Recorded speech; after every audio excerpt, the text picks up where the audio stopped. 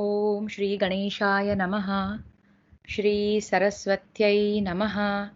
श्री वेदव्यासाय नमः। नारायणं नमस्कृत्य नरं चैव नरोत्तमं देवीं सरस्वतीं व्यासं ततो जयमुदीरयेत्।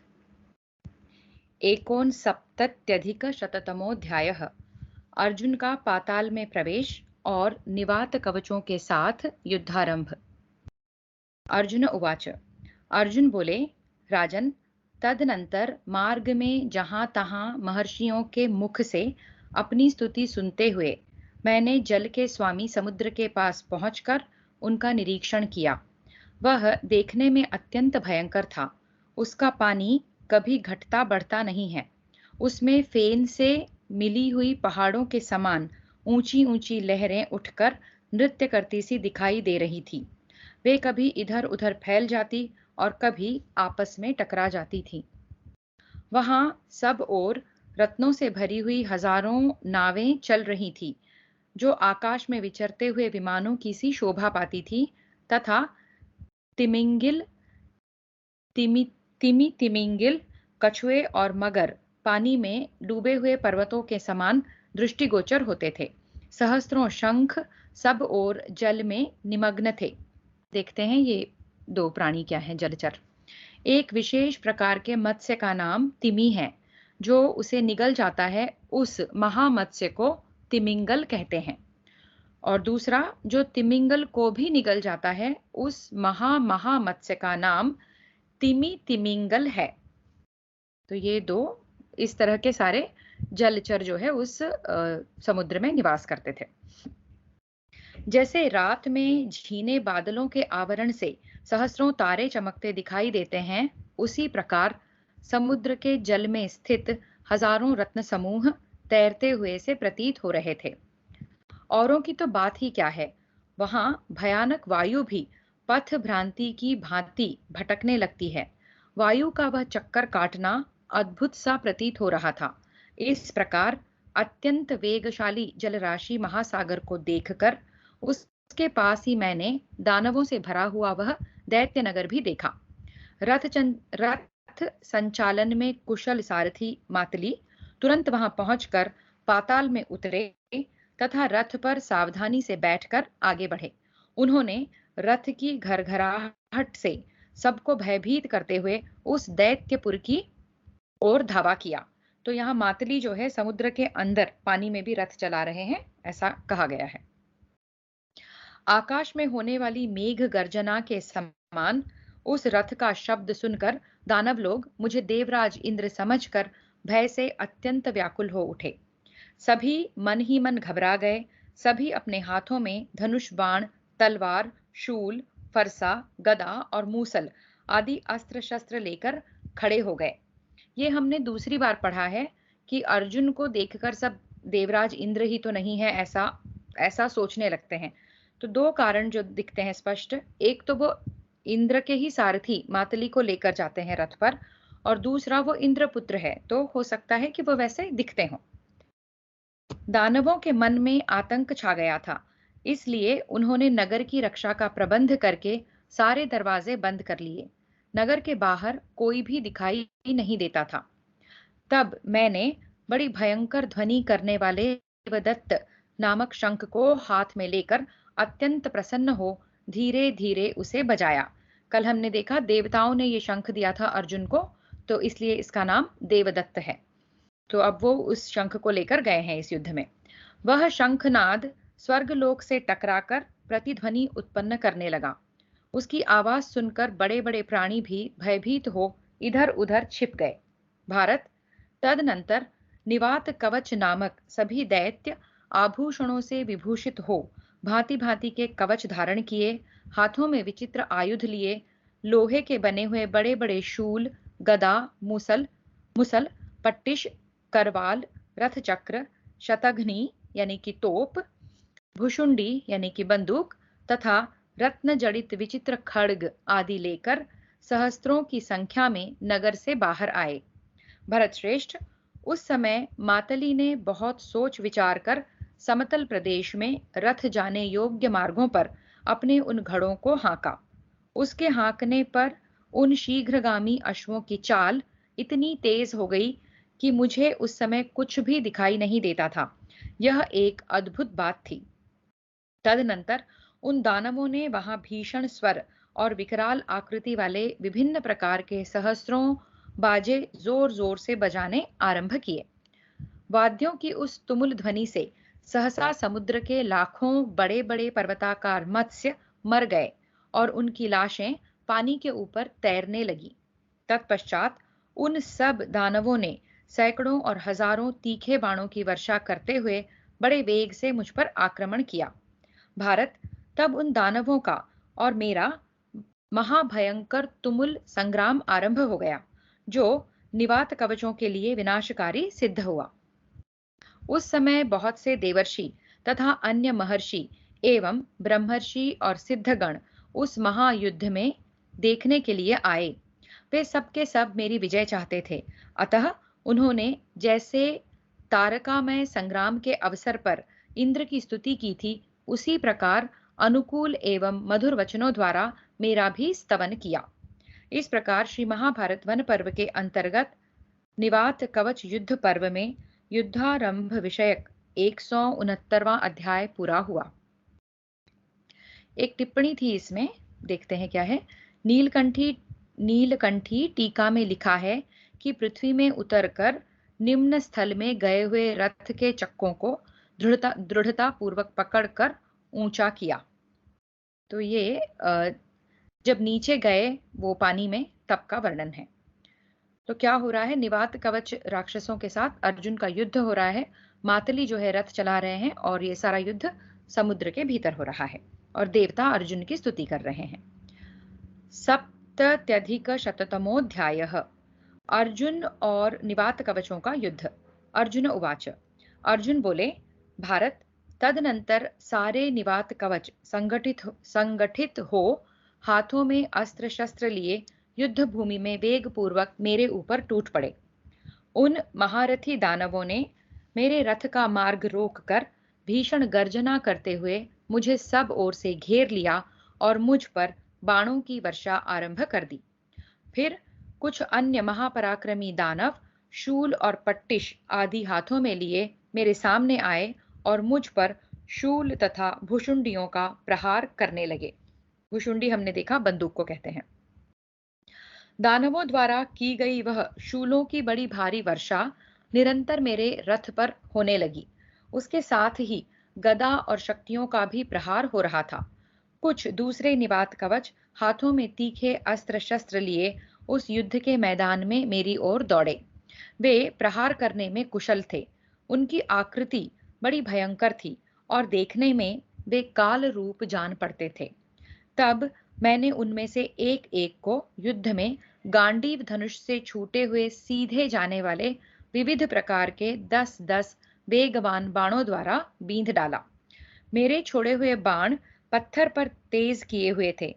उनकी मार खाकर सभी दानव युद्ध भूमि से भाग चले।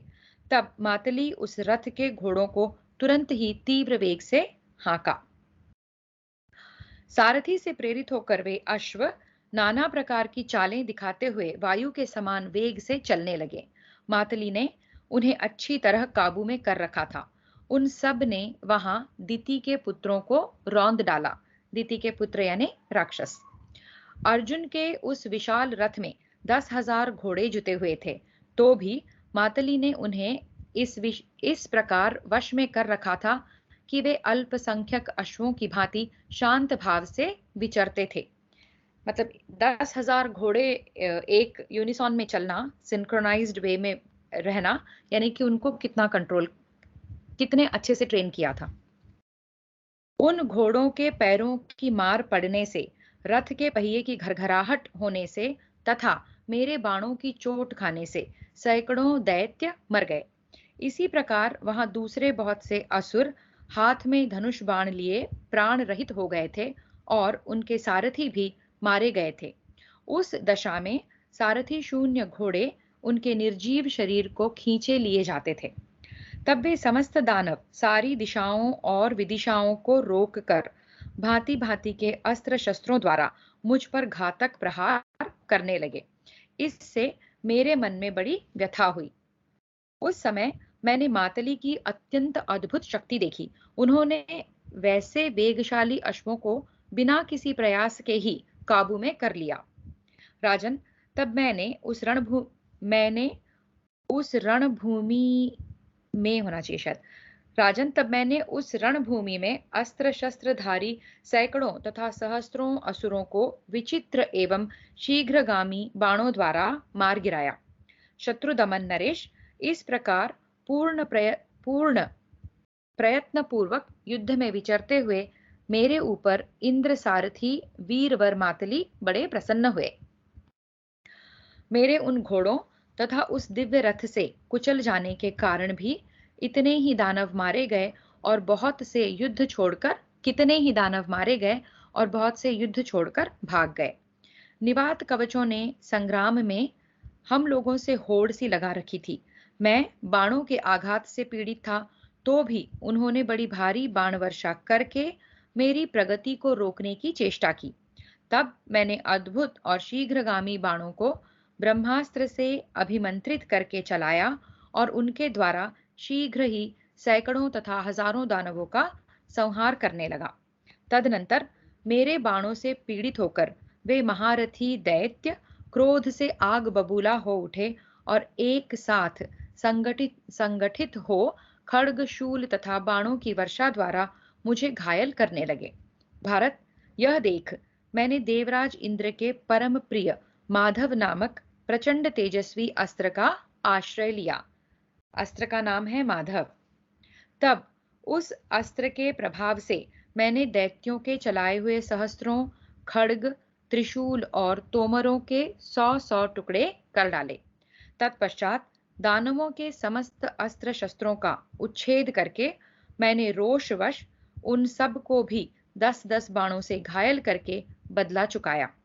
उस समय मेरे गांडीव धनुष से बड़े बड़े बाण उस युद्ध भूमि में इस प्रकार छूटते थे मानो वृक्ष से झुंड के झुंड भौरें उड़ रहे हो।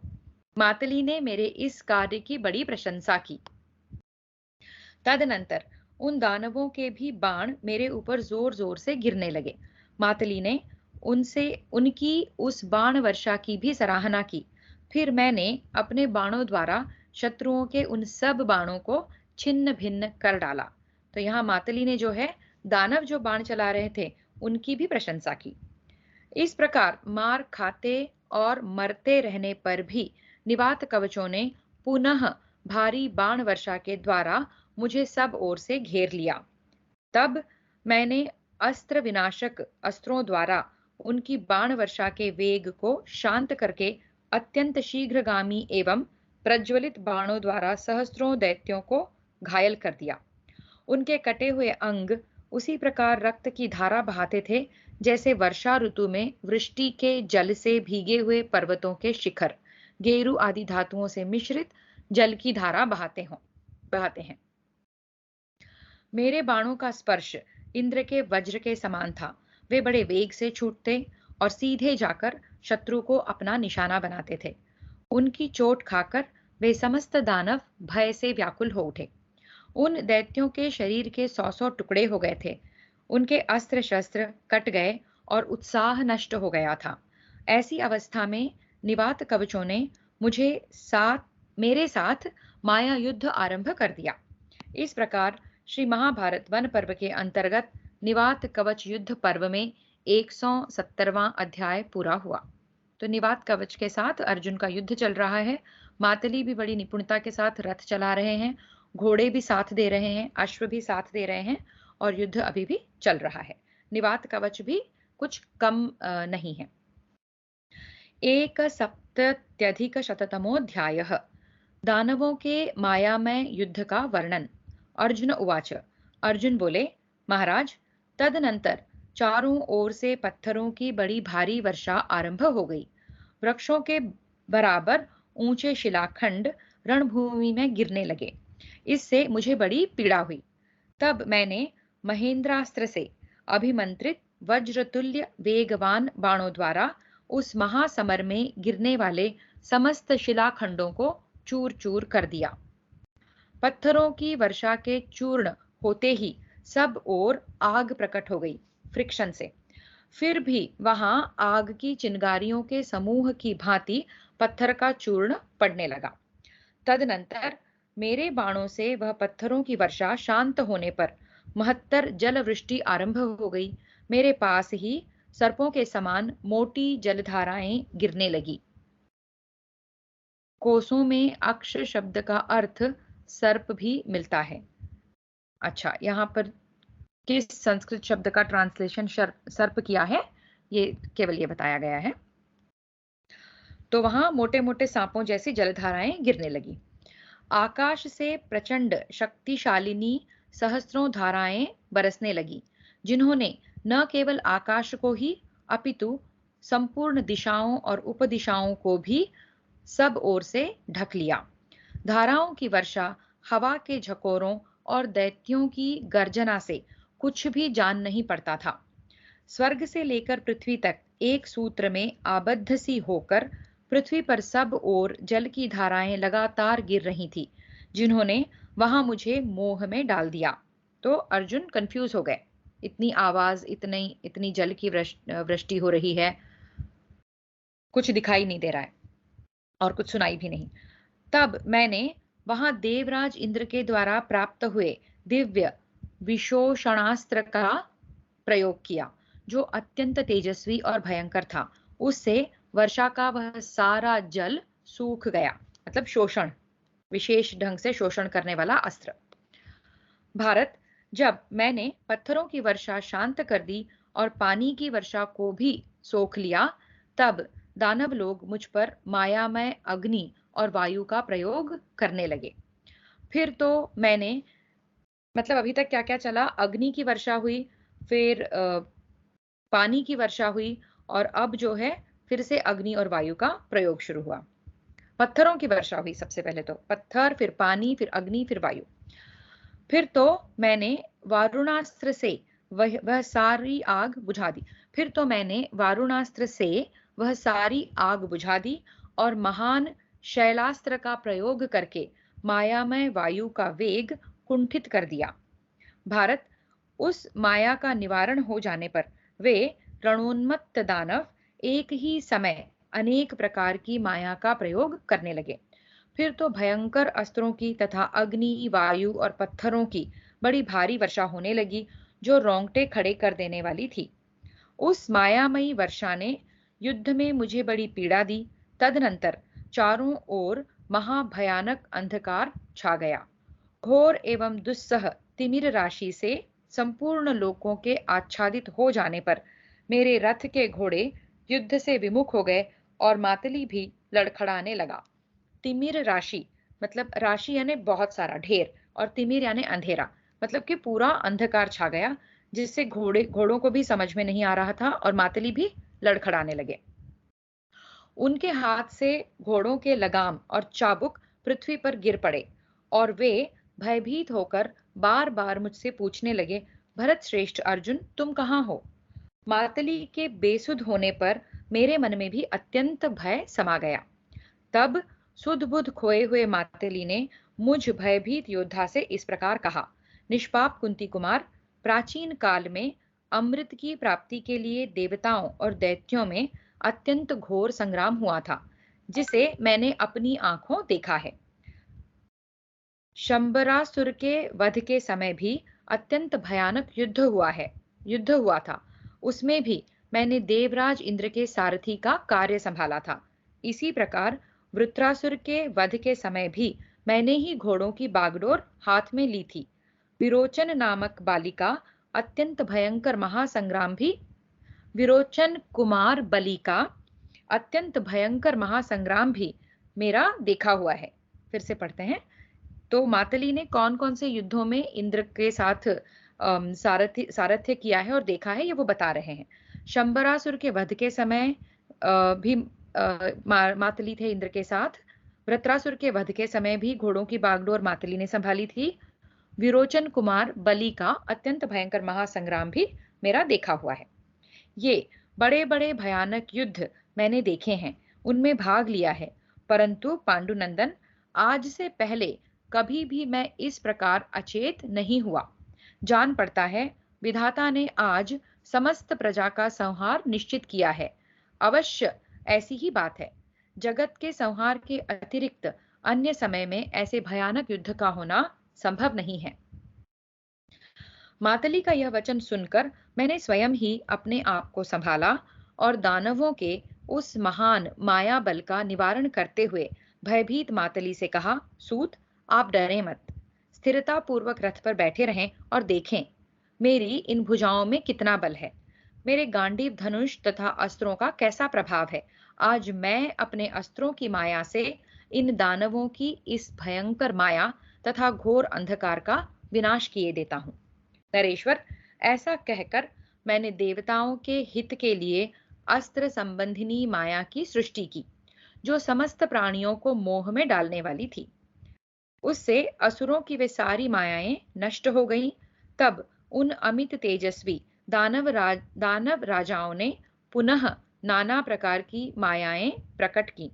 इससे कभी तो प्रकाश छा जाता था और कभी सब कुछ अंधकार में विलीन हो जाता था। कभी संपूर्ण जगत अदृश्य हो जाता और कभी जल में डूब जाता था। तदनंतर प्रकाश होने पर मातली ने घोड़ों को काबू में करके अपने श्रेष्ठ रथ के द्वारा उस रोमांचकारी संग्राम में विचरना प्रारंभ किया। तब भयानक निवात कवच चारों ओर से मेरे ऊपर टूट पड़े। उस समय मैंने अवसर देख देख कर उन सबको यमलोक भेज दिया। वह युद्ध निवात कवचों के लिए विनाशकारी था। अभी युद्ध हो ही रहा था कि सहसा सारे दानव अंतर्धानी माया से छिप गए। अतः मैं किसी को भी देख न सका। इस प्रकार श्री महाभारत वन पर्व के अंतर्गत निवात कवच युद्ध पर्व में माया युद्ध विषयक 171वां अध्याय पूरा हुआ। तो निवात कवचों के साथ अर्जुन का युद्ध चल रहा है। मातली और घोड़े भी सपोर्ट नहीं कर पा रहे हैं, उन्हें भी समझ में नहीं आ रहा है क्या हो रहा है। मातली ने इतने भयंकर युद्ध इंद्र के साथ देखे, तब भी मातली को भी यही युद्ध सबसे भयानक लगा। वह इसी युद्ध को सहन नहीं कर सके और फिर अर्जुन ने ही सारी बागडोर संभाली। युद्ध अभी भी चल रहा है। 2सप्तत्यधिकशततमोऽध्यायः निवात कवचों का संहार। अर्जुन उवाच। अर्जुन बोले, राजन, इस प्रकार अदृश्य रहकर ही वे दैत्य माया द्वारा युद्ध करने लगे तथा मैं भी अपने अस्त्रों की अदृश्य शक्ति के द्वारा ही उनका सामना करने लगा। मेरे गांडीव धनुष से छूटे हुए बाण विधिवत प्रयुक्त दिव्यास्त्रों से प्रेरित हो जहां जहां वे दैत्य थे वहीं जाकर उनके सिर काटने लगे। जब मैं इस प्रकार युद्ध क्षेत्र में उनका संहार करने लगा, तब वे निवात कवच दानव अपनी माया को समेटकर सहसा नगर में घुस गए। दैत्यों के भाग जाने से जब वहां सब कुछ स्पष्ट दिखाई देने लगा, तब मैंने देखा लाखों दानव वहां मरे पड़े थे। उनके अस्त्र शस्त्र और आभूषण भी पिसकर चूर्ण हो गए थे। दानवों के शरीरों और कवचों के 100-100 टुकड़े दिखाई देते थे। वहां दैत्यों की इतनी लाशें पड़ी थी कि घोड़ों के लिए एक के बाद दूसरा पैर रखने के लिए कोई स्थान नहीं रह गया था। अतः वे अंतरिक्षचारी अश्व वहां से सहसा उछलकर आकाश में खड़े हो गए। तदनंतर निवात कवचों ने अदृश्य रूप से ही आक्रमण किया और केवल आकाश को आच्छादित करके पत्थरों की वर्षा आरंभ कर दी। भरतनंदन, कुछ भयंकर दानवों ने जो पृथ्वी के भीतर घुसे हुए थे, मेरे घोड़ों के पैर तथा रथ के पहिए पकड़ लिए। कुछ दानव नीचे थे, वो घोड़ों के पैरों को और रथ को नीचे खींच रहे थे और कुछ दानव आकाश में पत्थरों की वर्षा कर रहे थे। इस प्रकार युद्ध करते समय मेरे हरे रंग के घोड़ों तथा रथ को पकड़कर उन दानवों ने रथ सहित मेरे ऊपर सब ओर से शिलाखंडों द्वारा प्रहार आरंभ किया। नीचे पर्वतों के ढेर लग रहे थे और ऊपर से नई नई चट्टानें पड़ रही थी। इससे वह प्रदेश जहां हम लोग मौजूद थे एक गुफा के समान बन गया। एक ओर तो मैं शिलाखंडों से आच्छादित हो रहा था, दूसरी ओर मेरे घोड़े पकड़ लिए जाने से रथ की गति कुंठित हो गई थी। इस विवशता की दशा में मुझे बड़ी पीड़ा होने लगी, जिसे मातली ने जान लिया। ऊपर से पत्थरों की वृष्टि हो रही है और नीचे से जो है रथ को खींचने से रथ भी आगे नहीं बढ़ रहा है और अर्जुन विवश महसूस कर रहे हैं और ये मातली ने जान लिया। इस प्रकार मुझे भयभीत हुआ देख मातली ने कहा, अर्जुन, अर्जुन, तुम डरो मत। इस समय वज्रास्त्र का प्रयोग करो। महाराज, मातली का वह वचन सुनकर मैंने देवराज के परम प्रिय तथा भयंकर अस्त्र वज्र का प्रयोग किया। अविचल स्थान का आश्रय ले गांडीव धनुष को वज्रास्त्र से अभिमंत्रित करके मैंने लोहे के तीखे बाण छोड़े, जिनका स्पर्श वज्र के समान कठोर था। तदनंतर वज्रास्त्र से प्रेरित हुए वे वज्र स्वरूप बाण पूर्वोक्त सारी मायाओं तथा निवात कवच दानवों के भीतर घुस गए। फिर तो वज्र के वेग से मारे गए वे पर्वताकार दानव एक दूसरों का आलिंगन करते हुए धराशायी हो गए। पृथ्वी के भीतर घुसकर जिन दानवों ने मेरे रथ के घोड़ों को पकड़ रखा था, उनके शरीर में भी घुसकर मेरे बाणों ने उन सब को यमलोक भेज दिया। वहां मरकर गिरे हुए पर्वताकार निवात कवच इधर उधर बिखरे हुए पर्वतों के समान जान पड़ते थे। वहां का सारा प्रदेश उनकी लाशों से पट गया था। उस समय के युद्ध में न तो घोड़ों को कोई हानि पहुंची, न रथ का ही कोई सामान टूटा, न मातली को ही चोट लगी और न मेरे ही शरीर में कोई आघात दिखाई दिया। यह एक अद्भुत सी बात थी। तब मातली ने हंसते हुए मुझसे कहा, अर्जुन, तुम में जो पराक्रम दिखाई देता है वह देवताओं में भी नहीं है। उन असुर समूहों के मारे जाने पर उनकी सारी स्त्रियां उस नगर में जोर जोर से करुण क्रंदन करने लगी, मानो शरत काल में सारस पक्षी बोल रहे हों। तब मैं मातली के साथ रथ की घरघराहट से निवात कवचों की स्त्रियों को भयभीत करता हुआ उस दैत्य नगर में गया। मोर के समान सुंदर उन 10,000 घोड़ों को तथा सूर्य के समान तेजस्वी उस दिव्य रथ को देखते ही झुंड के झुंड दानव स्त्रियां इधर उधर भाग चली। उन डरी हुई निशाचरियों के आभूषणों के द्वारा उत्पन्न हुआ शब्द पर्वतों पर पड़ती हुई शिलाओं के समान जान पड़ता था। तत्पश्चात वे भयभीत हुई दैत्य नारियां अपने अपने घरों में घुस गईं। उनके महल सोने के बने हुए थे और अनेक प्रकार के रत्नों से उनकी विचित्र शोभा होती थी। वह उत्तम एवं अद्भुत नगर देवपुरी से भी श्रेष्ठ दिखाई देता था। तब उसे देखकर मैंने मातली से पूछा, सारथे, देवता लोग ऐसा नगर क्यों नहीं बसाते हैं? यह नगर तो मुझे इंद्रपुरी से भी बढ़कर दिखाई देता है। मातली रुवाच। मातली बोले, पार्थ, पूर्व काल में यह नगर हमारे देवराज के ही अधिकार में था। फिर निवात कवचों ने आकर देवताओं को यहाँ से निकाल दिया। उन्होंने अत्यंत तीव्र तपस्या करके पितामह ब्रह्मा जी को प्रसन्न किया और उनसे अपने रहने के लिए यही नगर मांग लिया। साथ ही यह भी मांगा कि हमें युद्ध में देवताओं से भय न हो। तब इंद्र ने भगवान ब्रह्मा जी से इस प्रकार निवेदन किया, प्रभो, अपने यानी कि अपने और हमारे, मतलब ब्रह्मा जी के और देवताओं के, प्रभो, अपने और हमारे हित के लिए आप ही इन दानवों का अंत कीजिए।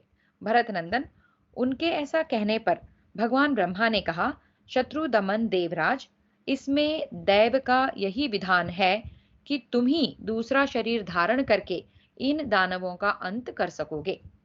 अर्जुन, तुम ही यानी कि इंद्र के दूसरे स्वरूप हो। ये मातली अर्जुन को बता रहे हैं, अर्जुन, तुम ही इंद्र के दूसरे स्वरूप हो। इन दैत्यों के वध के लिए ही इंद्र ने तुम्हें दिव्यास्त्र प्रदान किए हैं। आज जो ये दानव तुम्हारे हाथों मारे गए हैं, उन्हें देवता नहीं मार सकते। भारत, समय के फेर से ही तुम इनका विनाश करने के लिए यहाँ आ पहुंचे हो और तुमने जैसा दैव का विधान था उसके अनुसार उनका संहार कर डाला है। पुरुषोत्तम, देवराज इंद्र ने इन दानवों के विनाश के उद्देश्य से ही तुम्हें परम उत्तम अस्त्र बल की प्राप्ति कराई है। अर्जुन उवाच। अर्जुन कहते हैं, महाराज, इस प्रकार उन दानवों का संहार करके नगर में शांति स्थापित करने के पश्चात मैं मातली के साथ पुनः उस देवलोक को लौट आया।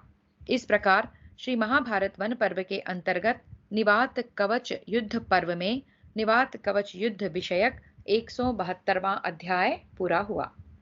तो यहाँ अर्जुन ने निवात कवचों का विनाश किया और उनकी सुंदर नगरी देखी। मातली से कुछ संवाद हुआ। मातली ने बताया कि अर्जुन तुम ही इंद्र का दूसरा अवतार हो और ये ब्रह्मा जी के वर मिलने के कारण निवात कवच इतने प्रबल हो गए और ये विधि का विधान ही था कि तुम्हारे हाथों इनका विनाश होना था। 3सप्तत्यधिकशततमोऽध्यायः। अर्जुन द्वारा हिरण्यपुरवासी पौलोम तथा कालकेयों का वध और इंद्र द्वारा अर्जुन का अभिनंदन। अर्जुन उवाच। अर्जुन बोले, राजन, तत्पश्चात लौटते समय मार्ग में मैंने एक दूसरा दिव्य एवं विशाल नगर देखा जो अग्नि और सूर्य के समान प्रकाशित हो रहा था। वह अपने निवासियों की इच्छा के अनुसार सर्वत्र आ जा सकता था, तो वो नगर मूव हो सकता था। विचित्र रत्नमय वृक्ष, मधुर स्वरों में बोलने वाले पक्षी उस नगर की शोभा बढ़ाते थे। पौलोम और कालकंज नामक दानव सदा प्रसन्नता पूर्वक वहां निवास करते थे। उस नगर में ऊंचे ऊंचे गोपुरों सहित सुंदर अट्टालिकाएं सुशोभित थीं। उनमें चारों दिशाओं में एक एक करके 4 फाटक लगे थे। शत्रुओं के लिए उस नगर में प्रवेश पाना अत्यंत कठिन था। सब प्रकार के रत्नों से निर्मित वह दिव्य नगर अद्भुत दिखाई देता था। फल और फूलों से भरे हुए सर्वरत्नमय वृक्ष नगर को सब ओर से घेरे हुए थे तथा वह नगर दिव्य एवं अत्यंत मनोहर पक्षियों से युक्त था। सदा प्रसन्न रहने वाले बहुत से असुर गले में सुंदर माला धारण किए और हाथों में शूल, रुष्टि, मूसल, धनुष तथा मुदगर आदि अस्त्र शस्त्र लिए सब ओर से घेर कर उस नगर की रक्षा करते थे। राजन, दैत्यों के उस अद्भुत दिखाई देने वाले नगर को देखकर मैंने मातली से पूछा, सारथे, यह कौन सा अद्भुत नगर है? मातलीरुवाच। मातली ने कहा, पार्थ, दैत्य कुल की कन्या पुलोमा तथा महान असुर वंश की कन्या कालका, उन दोनों ने 1000 दिव्य वर्षों तक बड़ी भारी तपस्या की। तदनंतर तपस्या पूर्ण होने पर भगवान ब्रह्मा जी ने उन दोनों को वर दिया। उन्होंने यही वर मांगा कि हमारे पुत्रों का दुख दूर हो जाए। राजेंद्र, उन दोनों ने यह भी प्रार्थना की कि हमारे पुत्र देवता, राक्षस तथा नागों के लिए भी अवध्य हों। उनके रहने के लिए एक सुंदर नगर होना चाहिए जो अपने महान प्रभापुंज से जगमगा रहा हो। वह नगर विमान की भांति आकाश में विचरने वाला होना चाहिए। उसमें सब प्रकार के रत्नों का संचय रहना चाहिए। देवता, महर्षि, यक्ष, गंधर्व, नाग, असुर तथा राक्षस कोई भी उसका विध्वंस न कर सके। वह नगर समस्त मनोवांछित गुणों से संपन्न, शोक शून्य तथा रोग आदि से रहित होना चाहिए। भरत श्रेष्ठ, ब्रह्मा जी ने कालकेयों के लिए वैसे ही नगर का निर्माण किया था। भरत श्रेष्ठ, ब्रह्मा जी ने कालकेयों के लिए वैसे ही, जैसे उनके माताओं ने मांगा था, वैसे ही नगर का निर्माण किया था। यह वही आकाशचारी दिव्य नगर है जो सर्वत्र विचरता है। इसमें देवताओं का प्रवेश नहीं है। वीरवर, इसमें पौलोम और कालकंज नामक दानव ही निवास करते हैं। यह विशाल नगर हिरण्यपुर के नाम से विख्यात है।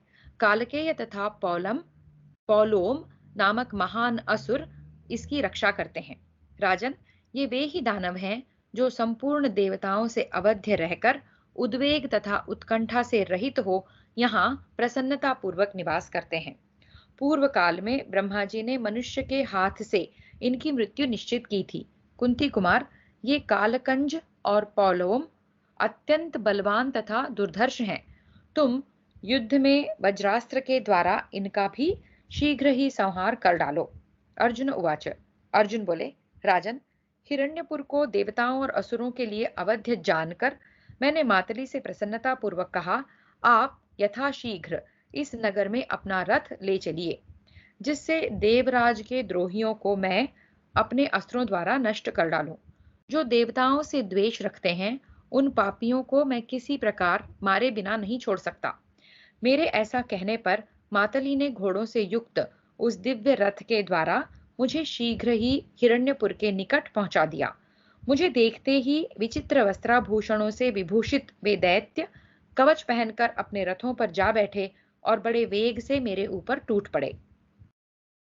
तत्पश्चात क्रोध में भरे हुए उन प्रचंड पराक्रमी दानवेंद्रों ने नालीक, नाराज, भल्ल, शक्ति, रुष्टि तथा तोमर आदि अस्त्रों द्वारा मुझे मारना आरंभ किया।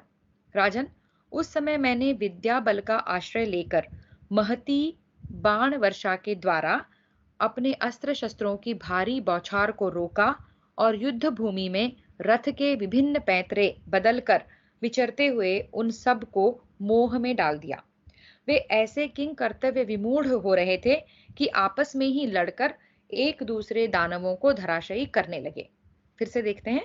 राजन, उस समय मैंने विद्या बल का आश्रय लेकर महती बाण वर्षा के द्वारा उनके अस्त्र शस्त्रों की भारी बौछार को रोक दिया और युद्ध भूमि में रथ के विभिन्न पैंतरे बदलकर विचरते हुए उन सबको मोह में डाल दिया।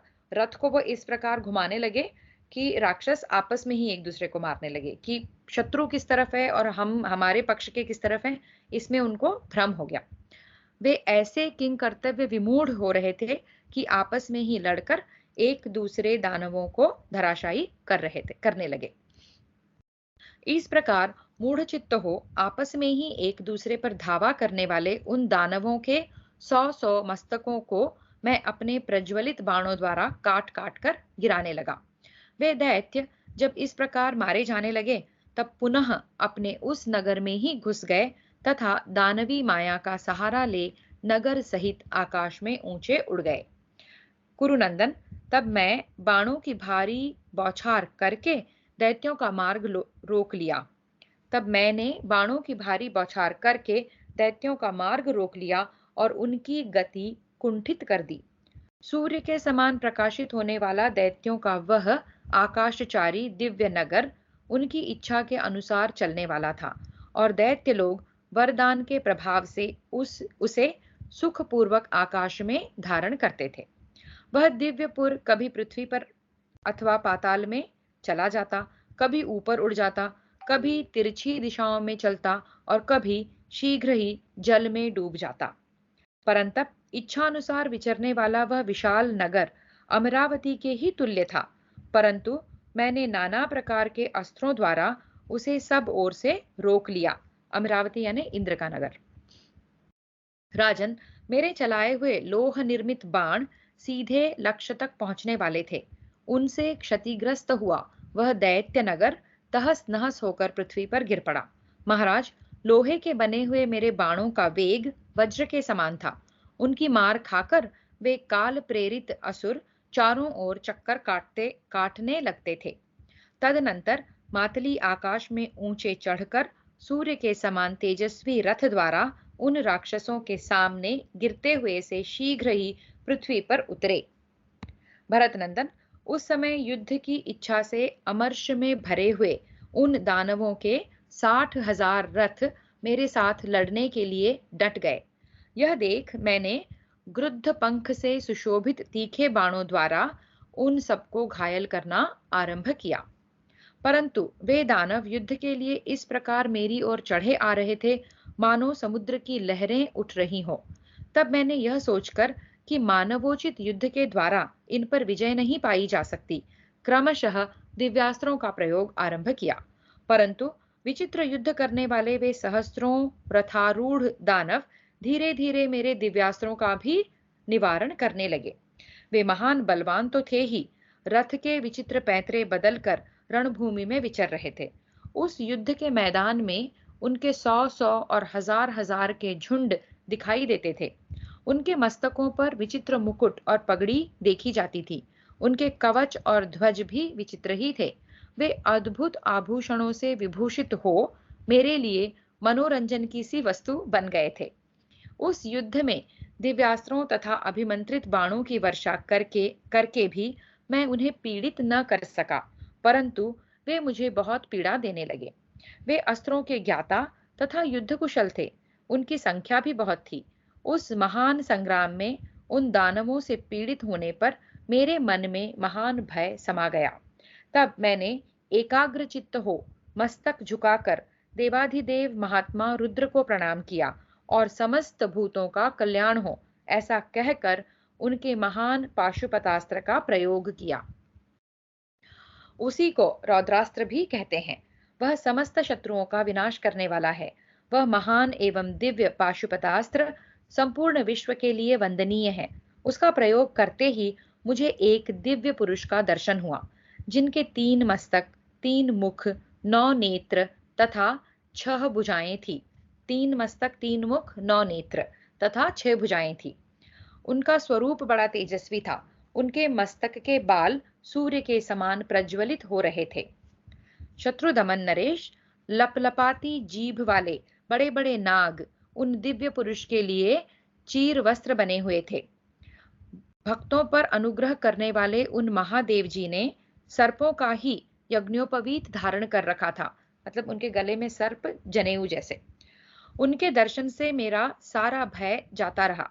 भरत श्रेष्ठ, फिर तो मैंने उस भयंकर एवं सनातन पाशुपतास्त्र को गांडीव धनुष पर संयोजित करके अमित तेजस्वी त्रिनेत्रधारी भगवान शंकर को नमस्कार किया और उन दानवेंद्रों के विनाश के लिए उन पर चला दिया। उस अस्त्र के छूटते ही उससे सहस्त्रों रूप प्रकट हो गए।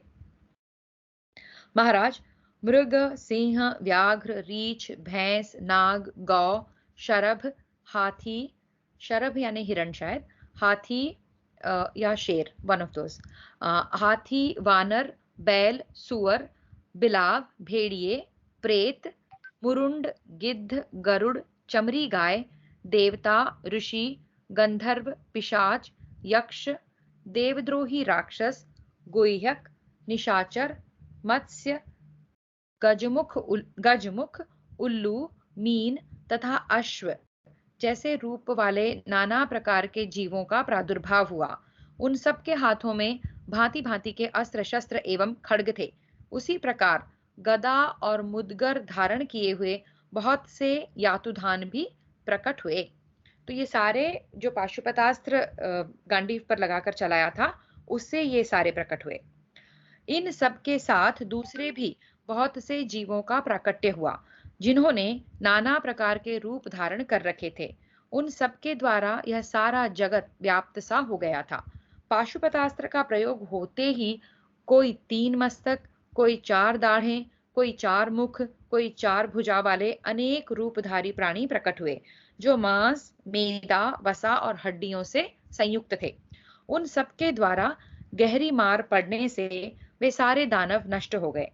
भारत, उस समय सूर्य और अग्नि के समान तेजस्वी तथा वज्र और अश्नि के समान प्रकाशित होने वाले शत्रु विनाशक लोहमय बाणों द्वारा भी मैंने 2 ही घड़ी में संपूर्ण दानवों का संहार कर डाला। गांडीव धनुष से छूटे हुए अस्त्रों द्वारा क्षत विक्षत हो समस्त दानव प्राण त्याग कर आकाश से पृथ्वी पर गिर पड़े हैं। यह देखकर मैंने पुनः त्रिपुर नाशक भगवान शंकर को प्रणाम किया। दिव्य आभूषणों से विभूषित दानव पाशुपतास्त्र से पिस गए हैं। यह देखकर देव सारथी मातली को बड़ा हर्ष हुआ। जो कार्य देवताओं के लिए भी दुष्कर और असह्य था, वह मेरे द्वारा पूरा हुआ देख इंद्र सारथी मातली ने मेरा बड़ा सम्मान किया और अत्यंत प्रसन्न हो हाथ जोड़कर कहा, अर्जुन, आज तुमने वह कार्य कर दिखाया है जो देवताओं और असुरों के लिए भी असाध्य था। साक्षात देवराज इंद्र भी युद्ध में यह सब कार्य करने की शक्ति नहीं रखते हैं। हिरण्यपुर का विनाश करने वाले वीरवर धनंजय, निश्चय ही देवराज इंद्र आज तुम्हारे ऊपर बहुत प्रसन्न होंगे। वीर, तुमने अपने पराक्रम और तपस्या के बल से इस आकाशचारी विशाल नगर को तहस नहस कर डाला, जिसे संपूर्ण देवता और असुर मिलकर भी नष्ट नहीं कर सकते। उस आकाशवर्ती नगर का विध्वंस और दानवों का संहार हो जाने पर वहां की सारी स्त्रियां विलाप करती हुई नगर से बाहर निकल आईं। उनके केश बिखरे हुए थे। वे दुख और व्यथा में डूबी हुई कुररी की भांति करुण क्रंदन करती थीं। अपने पुत्र, पिता और भाइयों के लिए शोक करती हुई वे सब की सब पृथ्वी पर गिर पड़ीं।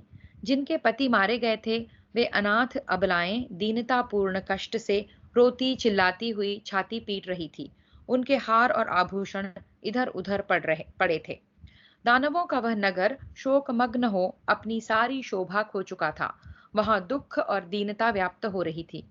अपने प्रभुओं के मारे जाने से वह दानव नगर निष्प्रभ और अशोभनीय हो गया था। गंधर्व नगर की भांति उसका अस्तित्व अयथार्थ जान पड़ता था। जिसका हाथी मर गया हो उस सरोवर और जहां के वृक्ष सूख गए हों उस वन के समान वह नगर अदर्शनीय हो गया था। मेरे मन में तो हर्ष और उत्साह भरा हुआ था। मैंने देवताओं का कार्य पूरा कर दिया था। अतः मातली उस रणभूमि से मुझे शीघ्र ही देवराज इंद्र के भवन में ले आए। इस प्रकार मैं निवात कवच नामक महादानवों को तथा पौलोम और कालकेयों को मारकर तथा उजड़े हुए हिरण्यपुर को उसी अवस्था में छोड़कर वहां से इंद्र के पास चला आया। महाद्युते, मातली ने मेरा सारा कार्य जो कुछ जैसे हुआ था देवराज इंद्र से विस्तार पूर्वक कह सुनाया। हिरण्यपुर का विध्वंस, दानवी माया का निवारण तथा महाबलवान निवात कवचों का युद्ध में वध सुनकर मरुत आदि देवताओं सहित भगवान सहस्त्रलोचन इंद्र अत्यंत प्रसन्न हो मुझे साधुवाद देने लगे और मुझे प्रेम पूर्वक हृदय से लगाकर मुस्कुराते हुए मेरा मस्तक सूंघा। तत्पश्चात देवराज ने बार बार मुझे सांत्वना देते हुए देवताओं के साथ यह मधुर वचन कहा। पार्थ, तुमने युद्ध में वह कार्य किया है जो देवताओं और असुरों के लिए भी असंभव है। आज तुमने मेरे महान शत्रुओं का संहार करके गुरु दक्षिणा चुका दी है। धनंजय, इसी प्रकार तुम्हें सदा युद्ध भूमि में अविचल रहना चाहिए और मोह शून्य होकर अस्त्रों का प्रयोग करना चाहिए। देवता, दानव तथा राक्षस कोई भी युद्ध में तुम्हारा सामना नहीं कर सकता। यक्ष, असुर, गंधर्व, पक्षी तथा नाग भी तुम्हारे सामने नहीं टिक सकते। कुंती कुमार, धर्मात्मा कुंती पुत्र युधिष्ठिर तुम्हारे बाहुबल से जीती हुई पृथ्वी का पालन करेंगे। इस प्रकार श्री महाभारत वन पर्व के अंतर्गत निवात कवच युद्ध पर्व में हिरण्यपुरवासी दैत्यों के वध से संबंध रखने वाला 173वां अध्याय पूरा हुआ। चतुःसप्तत्यधिकशततमोऽध्यायः। अर्जुन के मुख से यात्रा का वृत्तांत सुनकर युधिष्ठिर द्वारा उनका अभिनंदन और दिव्यास्त्र दर्शन की इच्छा प्रकट करना। अर्जुन उवाच।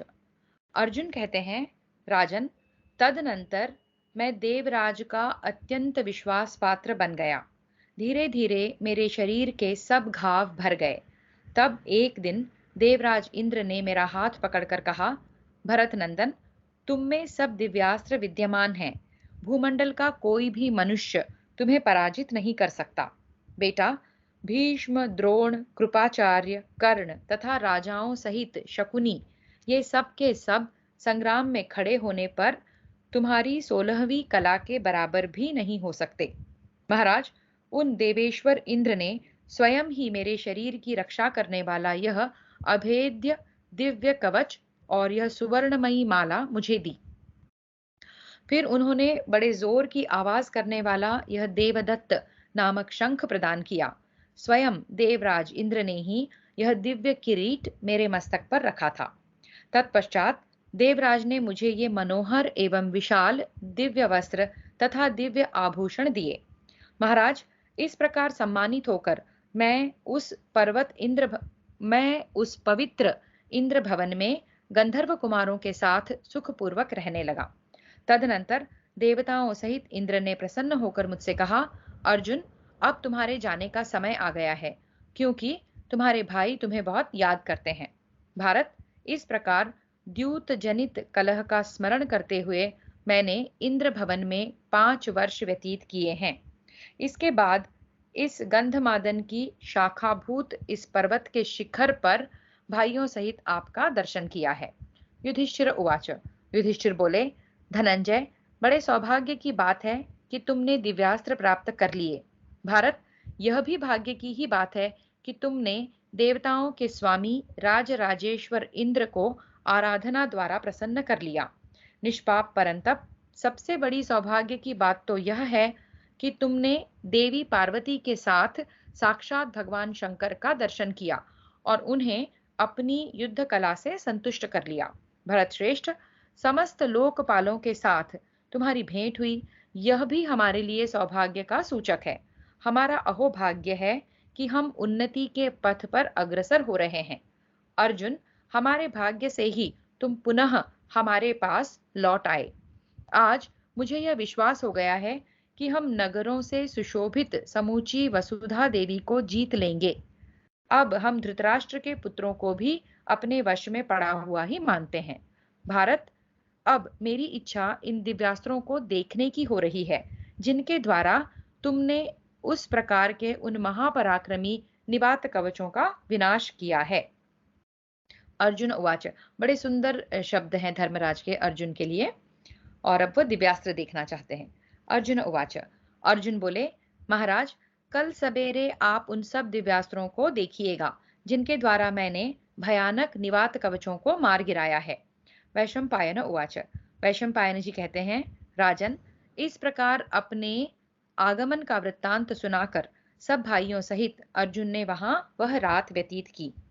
इस प्रकार श्री महाभारत वन पर्व के अंतर्गत निवात कवच युद्ध पर्व में अस्त्र दर्शन के लिए संकेत विषयक 174वां अध्याय पूरा हुआ। तो युधिष्ठिर अब देखेंगे दिव्यास्त्र। पंचसप्तत्यधिकशततमोऽध्यायः। नारद आदि का अर्जुन को दिव्यास्त्रों के प्रदर्शन से रोकना। वैशंपायन उवाच। वैशंपायन जी कहते हैं, जन्मेजय, जब वह रात बीत गई तब धर्मराज युधिष्ठिर ने भाइयों सहित उठकर आवश्यक नित्य कर्म पूरे किए। तत्पश्चात उन्होंने भाइयों को सुख पहुंचाने वाले अर्जुन को आज्ञा दी, कुंती नंदन, अब तुम उन दिव्यास्त्रों का दर्शन कराओ जिनसे तुमने दानवों पर विजय पाई है। राजन, तब पांडुनंदन अर्जुन ने देवताओं के दिए हुए उन दिव्य अस्त्रों को दिखाने का आयोजन किया। महातेजस्वी अर्जुन पहले तो विधि पूर्वक स्नान करके शुद्ध हुए, फिर त्रिनेत्रधारी भगवान शंकर और इंद्र को नमस्कार करके उन्होंने वह अत्यंत तेजस्वी दिव्य कवच धारण किया। तत्पश्चात वे पृथ्वी रूपी रथ पर आरूढ़ हो बड़ी शोभा पाने लगे। पर्वत ही उस रथ का कुबर था, दोनों पैर ही पहिए थे और सुंदर बांसों का वन ही त्रिवेणु रथ के अंग विशेष का काम देता था। तदनंतर मतलब रथ की बॉडी। तदनंतर महाबाहु कुंतीनंदन अर्जुन ने एक हाथ में गांडीव धनुष और दूसरे में देवदत्त शंख ले लिया। इस प्रकार वीरोचित वेश से सुशोभित हो उन्होंने क्रमशः उन दिव्यास्त्रों को दिखाना आरंभ किया। जिस समय उन दिव्यास्त्रों का प्रयोग प्रारंभ होने जा रहा था, उसी समय अर्जुन के पैरों से दबी हुई पृथ्वी वृक्षों सहित कांपने लगी। नदियों और समुद्र में उफान आ गया। पर्वत विदीर्ण होने लगे और हवा की गति रुक गई। सूर्य की प्रभा फीकी पड़ गई और आग का जलना बंद हो गया। द्विजातियों को किसी प्रकार भी वेदों का भान नहीं हो पाता था। जन्मेजय, भूमि के भीतर जो प्राणी निवास करते थे वे भी पीड़ित हो उठे और अर्जुन को सब ओर से घेर कर खड़े हो गए। उन सब के मुख पर विकृति आ गई थी। वे हाथ जोड़े हुए थर थर कांप रहे थे और अस्त्रों के तेज से संतप्त हो धनंजय से प्राणों की भिक्षा मांग रहे थे।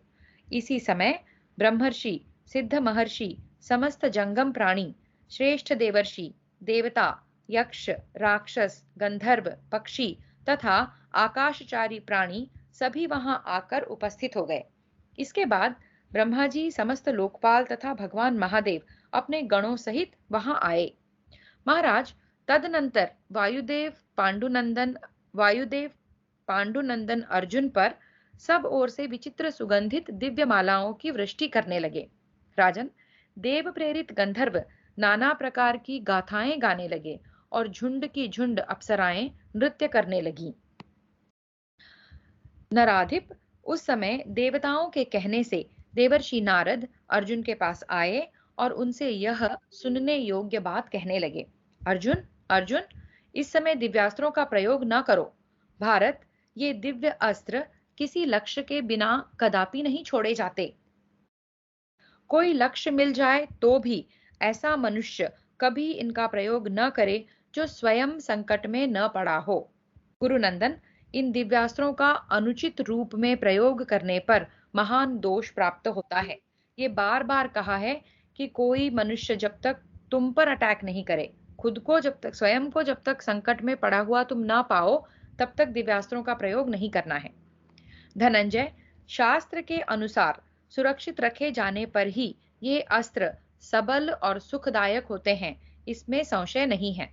पांडुपुत्र, इनकी समुचित रक्षा न होने पर ये दिव्यास्त्र तीनों लोकों के विनाश के कारण बन जाते हैं। अतः फिर कभी इस तरह इनके प्रदर्शन का साहस न करना। अजातशत्रु युधिष्ठिर, आप भी इस समय इन्हें देखने का आग्रह छोड़ दें। जब रण क्षेत्र में शत्रुओं के संहार का अवसर आएगा, उस समय अर्जुन के द्वारा प्रयोग में लाए जाने पर इन दिव्यास्त्रों का दर्शन कीजिएगा।